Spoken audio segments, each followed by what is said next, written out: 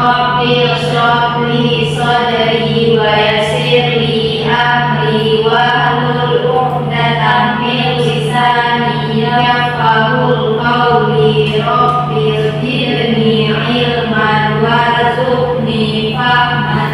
Amin. Alhamdulillah, semoga pelajaran kita pada hari ini berjalan dengan lancar sampai akhirnya. Kita semua ada 15 orang ya. Apakah hadir semua hari ini? Hadir dulu. Ada yang tidak hadir kawannya? Hadir semua ya? Hadir. Nah, jadi sebelum kita masuk ke materi pada hari ini, Ibu sudah mengirimkan, Ibu sudah akan memberikan tes kepada kalian semua. Ibu sudah mengirimkannya ke grup kalian ya. Boleh langsung dicek.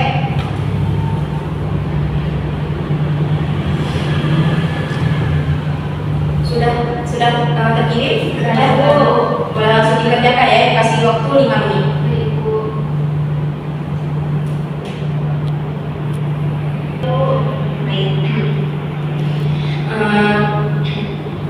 Jadi kan minggu lalu kita sudah mempelajari tentang sel. Ada yang masih ingat nggak pembagian sel? Ada yang masih ingat? Eukariotik dan terbagi.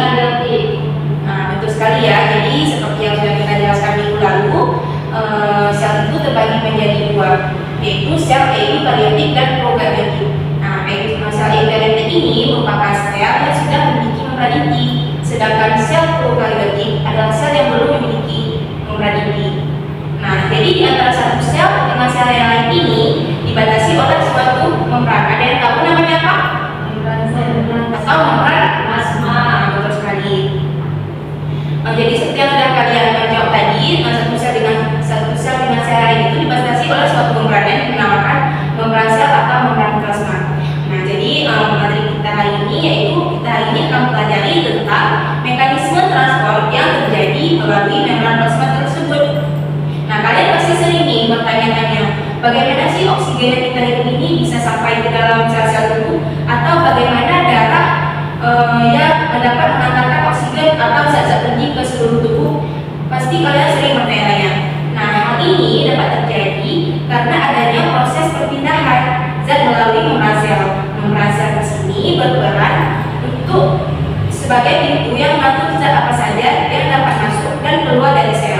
Nah, melalui proses ini, oksigen dapat masuk ke dalam sel untuk membantu menghasilkan energi, sementara zat sisa seperti karbon dioksida dapat keluar untuk dibuang dari tubuh. Dengan mempelajari materi ini, kita akan memahami bagaimana sel bekerja, tubuh memperoleh energi, dan serta pentingnya peran membran sel dalam menjaga kelangsungan makhluk hidup. Nah, selanjutnya Ibu akan menyampaikan tujuan pelajaran kita pada hari ini, Ibu yang akan ditampilkan pada slide PPT berikut ini.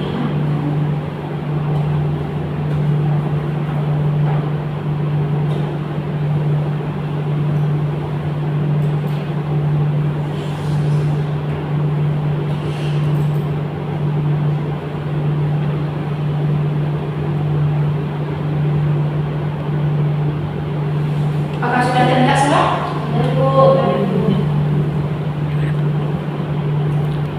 Pelajaran kita pada hari ini, Ibu berharap kalian mampu memahami tujuan dari konsep transport zat melalui membran sel. Kalian mampu menjelaskan transport pasif seperti difusi terfasilitasi, dan osmosis. Ibu harap kalian juga mampu membandingkan mekanisme difusi berdasarkan peran protein, dan Ibu berharap kalian mampu menjelaskan osmosis serta perbedaannya pada sel berdinding dan tidak berdinding.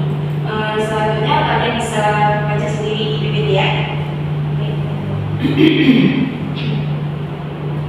Nah, jadi sebelum kita masuk ke materi kita pada hari ini, Ibu akan membagi kalian menjadi 3 kelompok. Kita ada 15 orang, jadi 3 kelompok.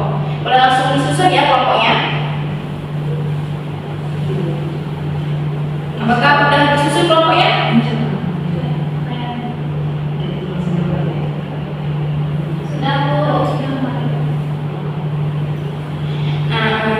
Jadi kita hari ini akan belajar dengan diskusi. Ibu akan bagikan AKPD untuk kalian.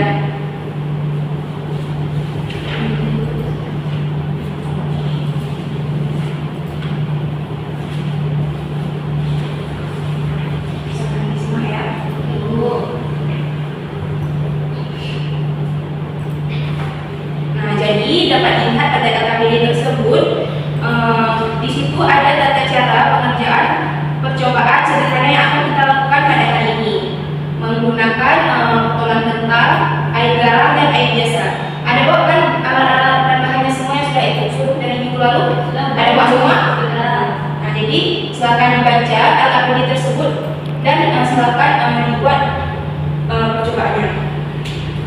Tapi sebelum kita masuk ke percobaannya nih, Ibu ada pertanyaan nih pada kalian. Nah, pertanyaannya itu, mengapa saat kita menaburkan garam pada potongan timun atau sayuran, timun tersebut akan menjadi layu atau tidak segar lagi? Ada yang bisa menjelaskan proses apa yang terjadi pada timun tersebut? Boleh kalau kalian jadi kelompok satu? Karena larutan garam itu memiliki konsentrasi yang lebih tinggi dibandingkan cairan di dalam sel, sehingga air itu dapat bergerak keluar dari sel melalui proses osmosis. Hal ini dapat menurunkan tekanan pupuk sel, membuat jaringan lemas, dan menyebabkan sayuran menjadi layu serta mengeluarkan air. Jadi betul sekali ya, seperti yang sudah dijawab oleh teman kita tadi. Jadi hari ini kalian akan melakukan percobaan dan kalian bisa melihat secara langsung bagaimana proses osmosis itu terjadi pada potongan kentang yang akan kalian lakukan percobaan nanti. Boleh langsung dikerjakan ya percobaannya. Ibu kasih waktu 15 menit.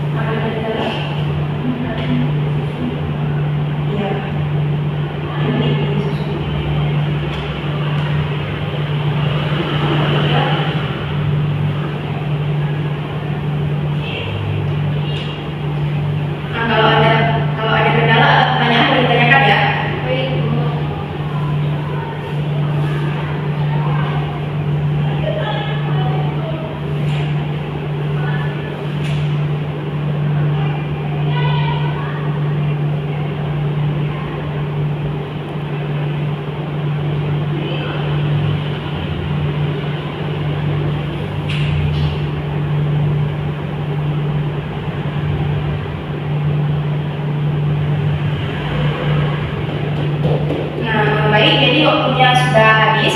Apakah sudah siap semua? Kelompok 1? Kelompok 2 sudah siap? Nah, jadi kalau sudah siap, Ibu minta satu perwakilan kelompok untuk maju ke depan dan mempresentasikan hasil dari percobaan yang sudah kalian lakukan. Kepada kelompok 1, perwakilannya mulai maju ke depan.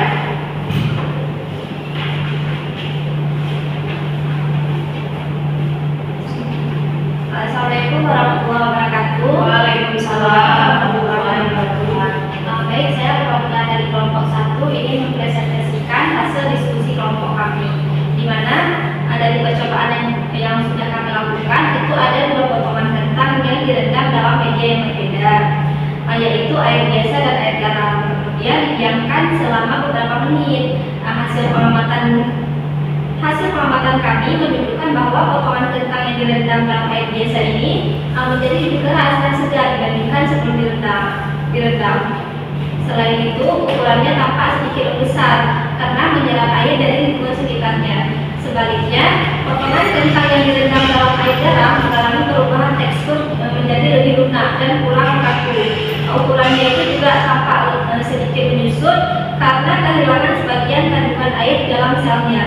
Perbedaan tersebut terjadi karena proses osmosis. Pada air biasa, air masuk ke dalam sel kentang sehingga sel menjadi lebih terukit dan kentang terasa lebih keras. Sementara itu, pada air garam, air keluar dari sel kentang menuju larutan garam sehingga kentang kehilangan air menjadi lebih lunak dan sedikit menyusut. Sekian presentasi dari hasil diskusi kelompok kami. Assalamualaikum warahmatullahi wabarakatuh. Waalaikumsalam warahmatullahi wabarakatuh. Terima kasih pada kelompok 1. Beri tepuk tangannya semua kepada kelompok 1. Baik. Jadi kita langsung masuk saja ke materi kita pada hari ini ya. Jadi hari ini kita akan membahas tentang mekanisme transport melalui membran plasma. Nah, seperti yang sudah dijelaskan sedikit tadi, dapat kita ketahui bahwa membran plasma itu merupakan selat tipis yang menuju sel dan memisahkan bagian sel dan memisahkan bagian sel dari dalam dan luar. Jadi dia itu sebagai pembatas. Nah, membrana sel ini berfungsi untuk melindungi sel secara fisik dan juga mengontrol lalu lintas sel keluar masuk. Sel transposer melalui membran plasma. Nah, transport membran ini bersifat permeabilitas reaktif layer, atau yaitu bersifat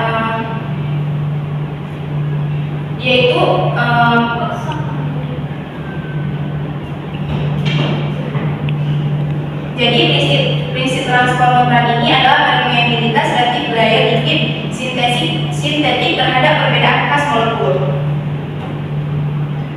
Nah, seperti yang dapat kalian lihat, jenis transport membran ini dibagi menjadi dua, yaitu pertama ada transport aktif dan transport pasif.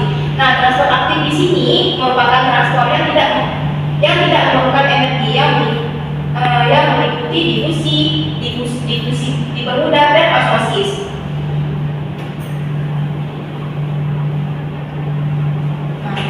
Difusi ini adalah proses pergerakan partikel melalui ion, gas atau cairan dari konsentrasi tinggi ke konsentrasi yang lebih rendah hingga tercapai suatu keseimbangan. Nah, contohnya di sini dapat kita lihat yaitu contoh difusi yang terjadi pada tubuh kita itu pertukaran gas dalam paru-paru. Nah, selanjutnya itu ada difusi dipermudah. Nah, jadi difusi dipermudah ini dibedakan oleh suatu protein. Kalau difusi tadi dia itu tidak memerlukan energi, sedangkan difusi dipermudah di sini dia itu memerlukan protein spesifik untuk membantu transport dia. Protein ini dinamakan dengan, ada yang tahu protein apa?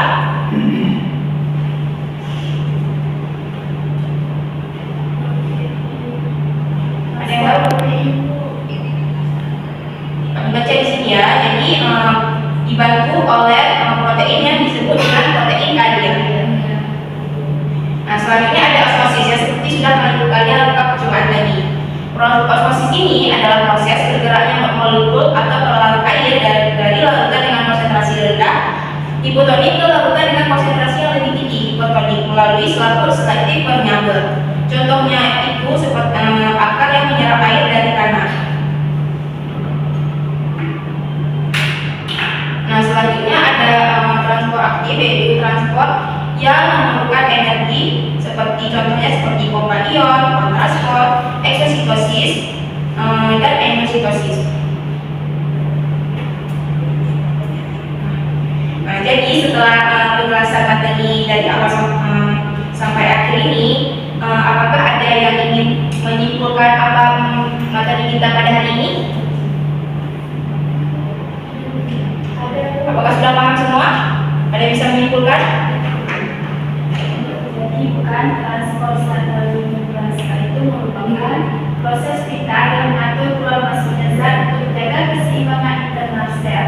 Proses ini terjadi melalui beberapa mekanisme, yaitu mekanisme transport pasif yang dimana dia tidak memerlukan energi seperti difusi sama osmosis.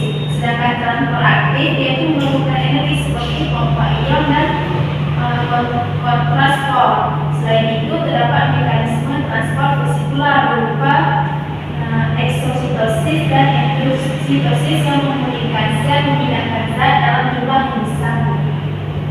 Sekali ya. Jadi setelah penjelasan tadi dari Ibu harap kalian dapat mengerti materi pada hari ini. Dan jika ada yang mungkin kurang dipahami atau mungkin penjelasan Ibu terlalu cepat dan mungkin kalian ada yang kurang paham, boleh ditanyakan ya. Apakah ada yang kurang paham? Apakah ada yang mau ditanyakan? Baik, jadi untuk melihat pemahaman kalian pada materi hari ini, apakah kalian sudah paham atau tidak, Ibu akan memberikan post test yang sudah Ibu kirimkan di grup kelas kalian. Sudah masuk? Sudah masuk. Langsung dibuka dan isi ya. Ibu kasih waktu selama 5 menit. Baik Ibu.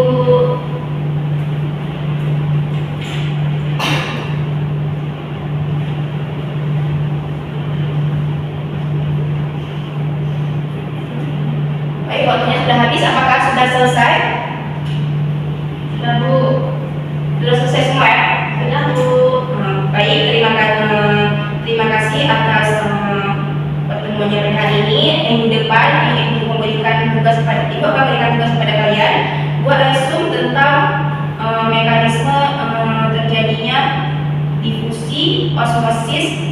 dan difusi dipermudah, dikumpulkan di minggu depan ya. Terima kasih atas partisipasi kalian pada hari ini. Lebih dan kurang ini mohon maaf. Wabillahi taufiq wal hidayah. Wassalamualaikum warahmatullahi wabarakatuh. Waalaikumsalam.